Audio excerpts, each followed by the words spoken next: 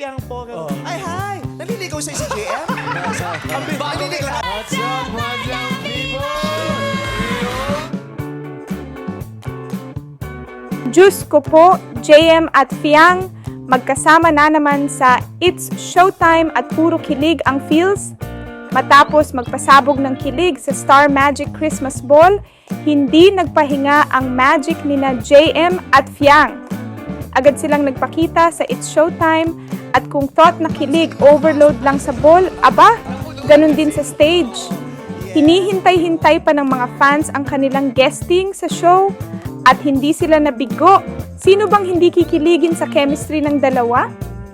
Kitang-kita sa bawat galaw at tawa nila, parang wala nang ibang nandyan kundi sila lang.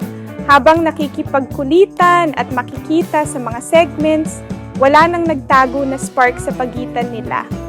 'Di ba? Ganun kalakas ang energy nila na kahit mga hosts ng It's Showtime hindi na napigilang mag-react. Sobrang sweet nilang dalawa. Hindi sila pwedeng magtaglay ng just friends vibes. Kasi bawat sagot, tawa at interaction nila puno ng warmth at genuine connection. Grabe! Sigawan ng audience at showbiz hosts nagulat sa Team JM Fiang kilig. Wow!